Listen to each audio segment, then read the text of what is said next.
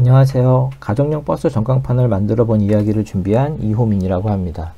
저는 카카오 엔터프라이즈에서 엔지니어로 일하고 있고요. 이 프로젝트는 회사와는 상관없는 제 개인 프로젝트입니다. 제가 만들고자 했던 것은 버스 정류장에서 쉽게 볼 수 있는 버스 도착 정보 시스템입니다. 이것을 집에 갖다 놓고 싶었고요. 어떻게 만들었냐면은 경기버스 정보 서비스에서 제공하는 API들을 이용했습니다. 24시간 켜둘 예정이기 때문에 저전력인 라즈베리 파이와 e페이퍼 디스플레이를 사용하였고, 프로그래밍 언어는 고 언어를 사용하였습니다. 고 언어를 사용하는 이유는 고 언어가 좋기 때문이죠. 좋다는 건 중의적인 의미를 담아봤는데요. 굿의 좋다와 like의 좋다입니다. 고 언어는 제가 최애하는 프로그래밍 언어로 현재 취미 프로젝트와 업무에 양쪽에서 모두 잘 쓰고 있습니다. 결과물은 오른쪽 사진에서 보이는 것과 같은 액자 형태의 디스플레이입니다. 그리고 이 디스플레이를 제어할 라즈베리 파이에서 돌아갈 프로그램인 GBIS 프레임이라는 프로그램을 만들었습니다. GBIS는 경기 버스 인포메이션 시스템의 약자라고 합니다. 그리고 e페이퍼 디스플레이를 제어하기 위해서 GBIS 프레임에서 사용한 패키지가 있는데 EPD7in5라는 패키지를 만들었고요. 이 패키지는 제 저장소인 GitHub 스와파파의 고 디바이시스에서 확인해 보실 수 있습니다. 우선 버스 정보 API들을 테스트해 보았습니다. 그러려면 공공 데이터 포털에서 API 키를 발급받아야 되었고요. 저는 회사와 집이 모두 경기도에 있기 때문에 경기도의 정류소 조회 서비스, 버스 노선 조회 서비스, 버스 도착 정보 조회 서비스를 신청하였습니다. 홈페이지에서 API들에 해당하는 키가 발급되었는지를 확인하시고요. 그 다음으로 CURL을 통해서 잘 동작하는지 테스트해 보았습니다. 먼저 정류소 조회 서비스인데요. 정류소의 단축 번호를 입력하면은 정류소의 아이디를 반환하는 서비스입니다. 정류소 단축 번호, 모바일 넘버는 실제 정류소에 붙어 있는 정류소 고유 번호고요. 정류소 아이디인 스테이션 아이디는 버스 도착 정보 시스템에 전달할 아이디 값입니다. 그래서 정류소 번호만 가지고 전달할 수 없고 그 스테이션 아이디로 변환을 한 다음에 전달할 필요가 있습니다. 그 다음으로는 버스 노선 조회 서비스를 테스트해 보았습니다. 버스 도착 정보 API로 결과를 받은 값이 노선 아이디로 라우트 아이디로 반환이 되는데요. 이를 실제 버스 번호로 변환해 줄 필요가 있어서 이 API를 사용하였습니다. 예를 들어 이 테스트에서는 2000008호라는 노선 아이디에 해당하는 버스 번호 98번이 반환되었음을 확인해 볼 수 있습니다. API의 리턴은 XML 포맷으로 리턴이 되는 것을 확인하였는데요. 저는 JSON을 좀 더 선호하긴 하지만 고에서는 XML과 JSON 둘 다 기본 패키지에서 지원하고 있고 사용 방법도 같아서 크게 문제될 건 없었습니다. 마지막으로 1분에 한 번씩 호출하며 버스의 도착 정보를 보여줄 버스 도착 정보 조회 서비스를 테스트해 보았습니다. 앞서 말씀드린 바와 같이 스테이션 아이디로 검색하면은 라우터 아이디들의 도착 정보들을 반환하는 API로 경기 버스 홈페이지에 공유 서비스, 테스트, 버스 도착 정보 목록 조회라는 메뉴를 따라 들어가서 직접 테스트해 보실 수 있습니다. 여기까지 CURL을 통해서 테스트를 해봤으면은 이제 이를 고 코드로 옮겨보도록 하겠습니다. 고의 미덕 중에 하나가 파일을 여러 개로 쪼개도 같은 패키지임을 지정하는, 예를 들면 패키지 메인이라는 줄이 맨 위에 있으면은 마치 한 파일에 있는 것처럼 동작한다는 것인데요. 그래서 기능별로 파일을 쪼개기 참 좋습니다. 저는 8개 정도의 파일로 쪼개서 구현을 했고요. 간단한 프로그램 같은데 파일 개수가 너무 많아서 좀 부담스러우실 수도 있을 것 같은데 침착하게 하나씩 진행해 보도록 하겠습니다. 우선 CURL로 테스트한 내용을 바로 그 코드로 옮겨주는 사이트가 존재합니다. 저는 구글링으로 CURL2 go로 검색을 해서 이 사이트를 종종 사용하는데요. 여기서 보시는 바와 같이 CURL 라인을 넣어주면은 그에 해당하는 HTTP 패키지에 get 함수를 호출하는 부분과 에러 처리, 그리고 리스폰스의 바디를 클로즈하는 구문까지를 자동으로 완성해주는 사이트입니다. 이 경우 API 호출이 단순해서 그렇게 큰 장점을 느낄 수 없지만 API 호출에 헤더가 복잡하게 붙는 경우 이 사이트에서 제공해주는 결과물이 큰 도움이 됩니다. 결과물이 XML이기 때문에 고에서는 XML을 XML 힌트가 있는 스트럭트에 담아서 사용하게 되는데요. 이 역시 손으로 하면은 굉장히 번거롭고 실수하기 좋은 그런 코딩입니다. 그래서 자동으로 해주는 사이트가 있습니다. 구글에서 XML2 고로 검색해서 나오는 사이트고요. 왼쪽에서 보이는 것과 같이 반환된 한 줄로 된 XML을 집어넣자 그 XML을 담을 수 있는 스트럭트가 자동으로 생성됨을 확인해 보실 수 있습니다. 여기까지는 카피 앤 페스트로 코딩을 할 수 있었고요. 지금부터는 실제 코딩을 할 텐데 제 경우 에디터로 VS 코드에 고 플러그인을 추가해서 사용하는 것을 추천합니다. 어떤 에디터를 사용하던 고가 제공하는 툴들을 사용해서 자동 인덴트 같은 것을 수행하기 때문에 협업하는 데 아무 문제가 없어서 에디터는 순전히 개인적인 취향으로 고르시면 됩니다. 프로그램을 만드는 방법은 미니멈 바이어블 프로덕트를 만드는 방법을 따랐습니다. 미니멈 바이어블 프로덕트는 최소한 실행되는 제품을 의미합니다. 위에 사진에서 보이는 것처럼 부품을 하나씩 만들어가면서 자동차를 만들 경우에 최종 자동차가 나오기 전까지 사용자는 행복하지 않습니다. 반면에 MVP를 만들어가는 과정을 겪으면은 스케이트보드를 만들고 핸들을 만들고 페달을 만들고 엔진으로 바꾸고 그 뚜껑을 씌우고 이런 식으로 각 단계마다 사용자가 행복하게 사용할 수 있는 프로덕트가 나오는 것을 확인할 수 있습니다. 개인 프로젝트의 경우에 행복해야 되기 때문에 MVP를 만드는 방식을 따라서 만들어 봤습니다. 그 첫 번째 단계로 기본 패키지들만 사용해서 CLI 프로그램을 작성해 봤습니다. 버스 정류장 번호, 단축 번호를 넣으면은 이를 알아서 스테이션 아이디를 바꿔주고 알아서 쿼리를 하고 이렇게 나온 라우트 아이디들을 마크다운 형식으로 출력하도록 만들어 보았습니다. 프로그램을 호출한 시점에 버스 도착 정보가 잘 반환됨을 확인할 수 있었고요. 다음부터는 외부 패키지들을 사용하였습니다. 사용하는 시점에 외부 패키지를 박제하기 위해서 여기서 박제는 외부 패키지의 버전을 고정하는 것을 의미합니다. 박제하기 위해서 다음과 같이 모듈을 초기화하고요. 고 모드 이닛하고 프로젝트의 주소를 써줍니다. 그 다음에 한번 빌드하면은 고점 모드의 내용이 변화가 되고 고점 썸 파일이 생성되는데 고점 모드 파일에는 이 프로그램에서 사용한 외부 패키지들의 목록과 각 패키지들의 현재 버전이 나열되어 있습니다. 좀 더 자세한 내용은 밑에 링크된 위키 페이지를 참고하시기 바랍니다.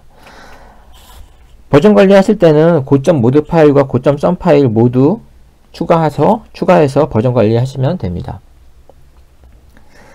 그 다음 MVP 프로젝트로 이미지 파일로 출력을 해봤는데 GG라는 외부 패키지를 사용하였고요. GG는 고 그래픽스의 약자라고 합니다. 이미지 출력을 위한 플래그를 -i를 추가하였고 draw.go라는 파일을 추가해서 관련 코드를 분리해서 작성하였습니다.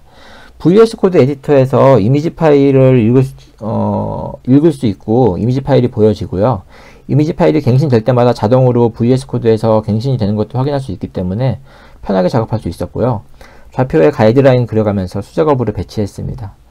이 이미지를 만들 때 사용할 리소스가 있는데 글꼴로 배민 도형체를 사용하였고 그 버스 아이콘으로 구글에서 제공하는 머터리얼 디자인의 버스 아이콘을 SVG에서 PNG로 포맷 변환해서 사용하였습니다.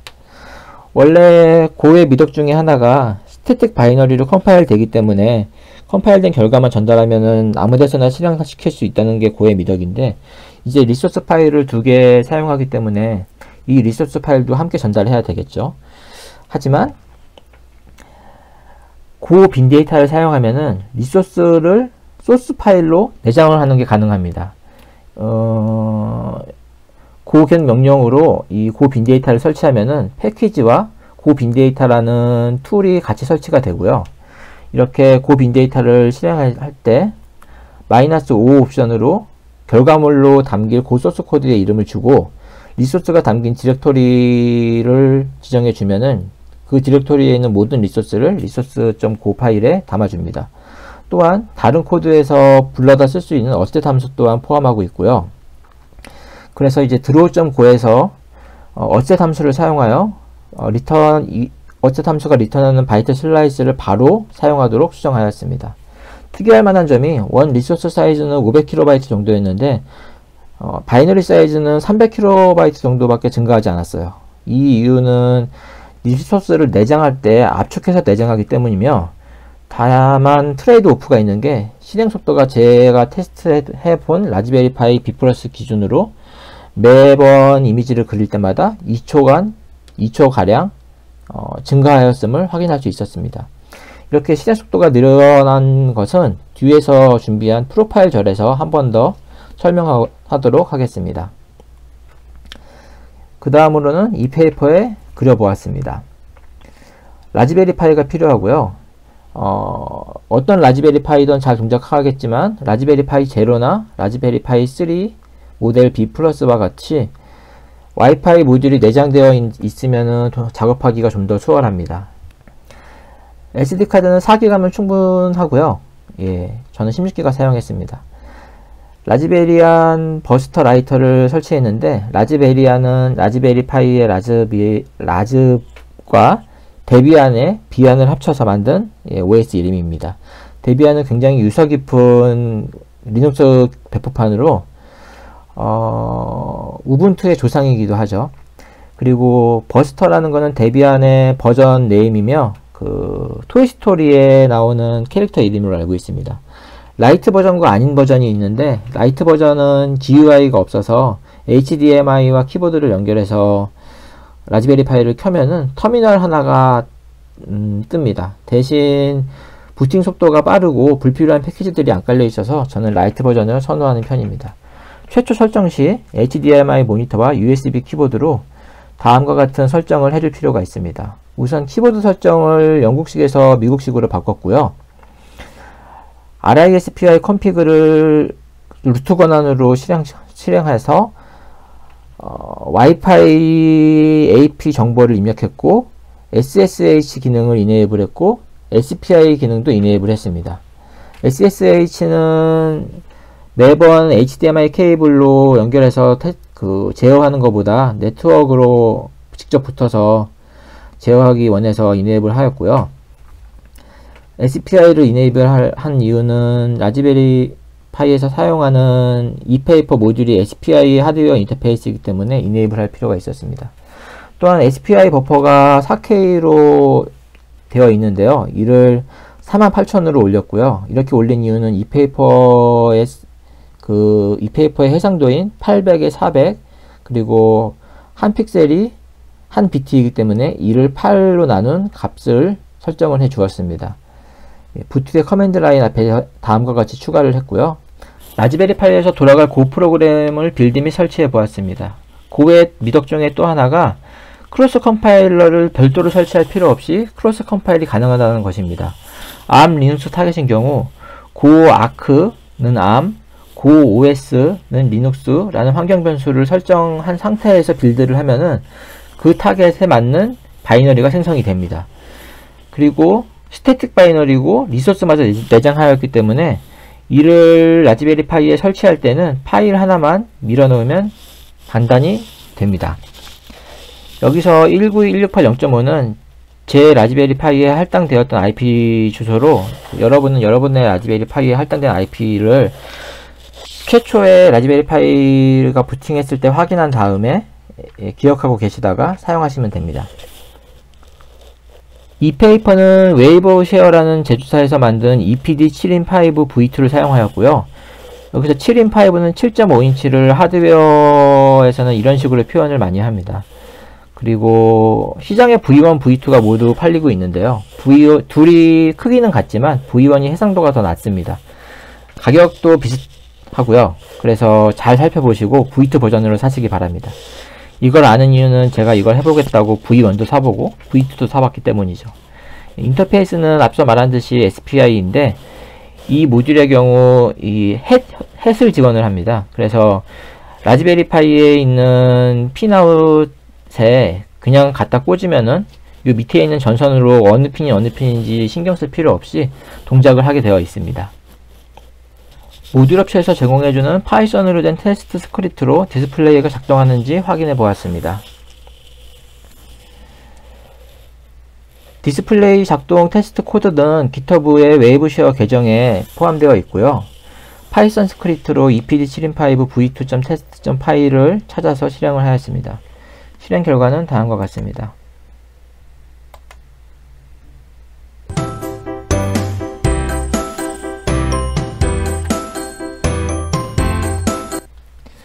이 페이퍼의 특성상 깜빡깜빡하면서 디스플레이가 갱신되는 것을 확인할 수 있고요. 일련의 이미지들이 표시되고 있습니다.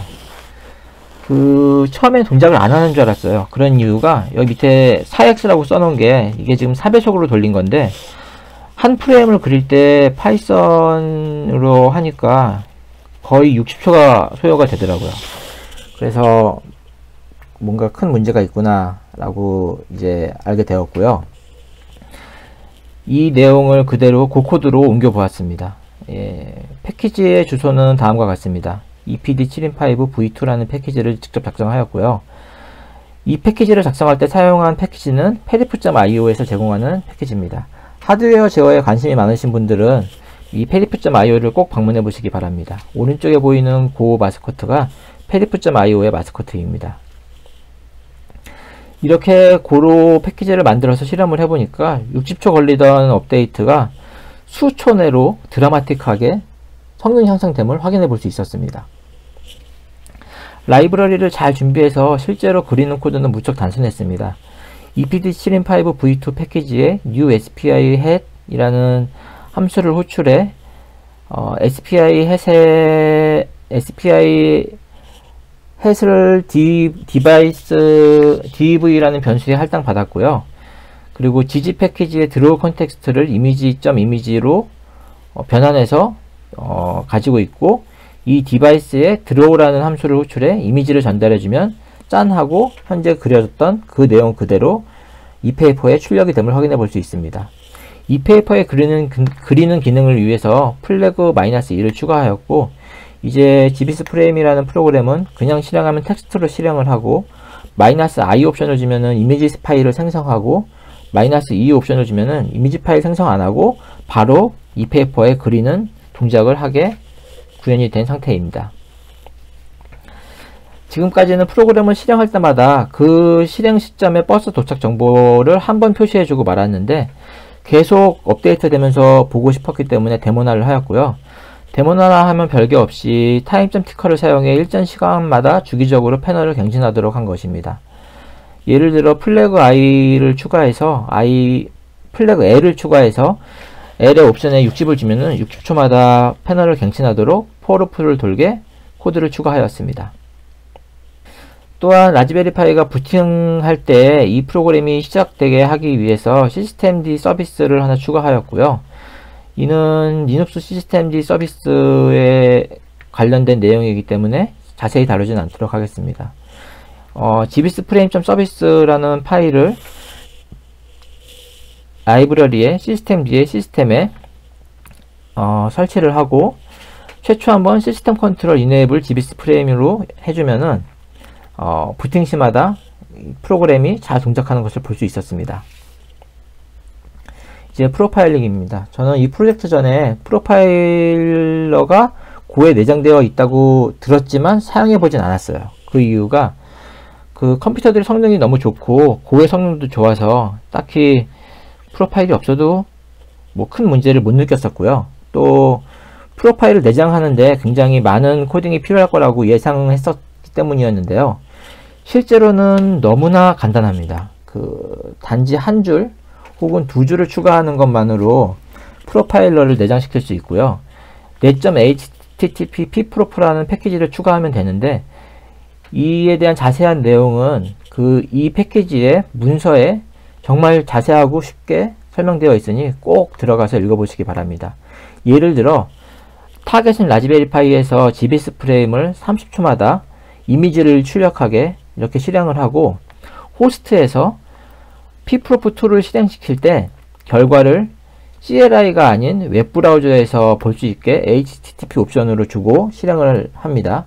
그 다음 인자로 타겟의 디버그의 pprof 프로파일 엔드포인트에 인자로 몇 초 동안 프로파일링을 할 건지, 여기서는 60초 동안 프로파일링을 했습니다. 주면은 프로파일한 결과를 타겟에서 호스트로 가져와서 호스트에서 웹브라우저를 띄워서 결과를 보여주게 됩니다. 이게 뭔가 문제가 있었을 때 최초로 찍어봤던 프로파일인데요. 메인 위에 메인 함수부터 시작하는데 따라 내려가 보면은 로드 폰트 페이스라는 함수가 불필요하게 많이 호출되고 있음을 확인해 볼 수 있었습니다. 이 함수가 폰트를 읽어오는 부분이었는데요. 최초에 한 번만 읽어오게 프로그램을 수정하고 다음부터는 맵에 저장된 캐시에서 읽어오게 바꿨더니 간단하게 성능 향상이 이루어짐을 확인할 수 있었습니다. 성능 향상이라 하면은 이 프로그램은 빨리 실행돼야 되는 프로그램은 아니라서 뭔가 더 빨라지고 그런 건 아닌데, 아무래도 CPU를 적게 사용하니까 전기를 덜 먹게 되는 그런 효과를 기대할 수 있었습니다. 이렇게 케이스에 씌워서 마무리했고요. 케이스 또한 이 페이퍼를 산 알리익스프레스에서 같이 팔고 있으니까 저처럼 두 차례에 걸쳐 사지 마시고 한 번에 구매하시는 것을 추천드립니다. 뒷면에는 라즈베리 파이를 나사로 고정했고요. USB 무선 랜 카드와 이페이퍼 햇이 장착되어 있는 것을 보실 수 있습니다. 결과물 동영상 보시겠습니다. 네, 라즈베리 파이 2인크 고온어로 만들었고요. 네, GBS go.kr의 API들을 사용하였습니다. 갱신은 1분 단위로 설정해놨고 깜빡깜빡거리면서 갱신이 될 것입니다. 보시면은 두 번째 버스가 88번이고 1분 후인데, 1분 후는 같은데 두 번째 전 정거장에서 첫 번째 전 정거장으로 바뀐 것을 확인해 볼 수 있었습니다. 네, 이번 업데이트에서는 88번 버스가 떠나고 그 다음 버스는 15-2번이 표시되고 있습니다. 그냥 마무리하기 좀 그래서 사족을 좀 달아봤고요. 플래그.parse에 버그가 있는가 아닌가 하고 좀 헤매던 부분이 있었습니다. 그냥 프로그램을 실행할 때는 아무 문제가 없는데 고테스트 실행할 때만 플래그 오류가 발생하는 문제가 있었는데, 원인은 제가 이닛에 플래그.parse를 실행하는 그런 습관이 있었는데 이게 이제 거기 있으면 안 되게 바뀌었다고 하더라고요. 그래서 메인의 맨 위에 플래그.parse를 두게 그런 식으로 이제 코딩을 하면 됩니다. 그리고 또 하나 EPD7in5 v2 패키지를 만들 때 제대로 동작하지 않아서 좀 헤맸었는데요. 파이썬과 동일한 프로그램을 만들었는데 잘 안되더라고요. 그래서 한참 헤매다가 라이브러리를 열어보니까 이 라이브러리가 디프리케이트 되었고 새 저장소인 pedef.io로 옮겼다는 주석을 그제서야 확인할 수 있었습니다. 그래서 라이브러리가 안 될 때는 엄한 데서 헤매지 말고 소스를 먼저 보자라는 교훈을 얻게 되었습니다. 마지막으로 고 1.13부터 추가돼서 좋았던 부분이 있는데, 숫자를 쓸 때 언더바로 가독성을 높일 수 있어졌습니다. 밑에 숫자인 경우 1000, 밀리언, 그래서 100 밀리언이죠. 1억입니다. 그리고 바이너리 형식으로도 숫자 표현이 가능해졌고요. 0B를 사용해서 0100 1100을 쓰면은 0x4c와 동일한 숫자가 됩니다. 이 역시 언더바로 4비트씩 쪼개서 표현하는 게 가능해서 가독성이 참 좋아졌습니다. 이 첫 번째 예제의 변수명인 annual salary는 변수명을 annual salary로 지은 이유는 고로 프로그래밍 하시는 분들이 모두 억대 연봉을 받으셨으면 하는 소망을 담아서 이렇게 한번 지어보았습니다. 네, 이상으로 발표를 마치겠습니다. 감사합니다.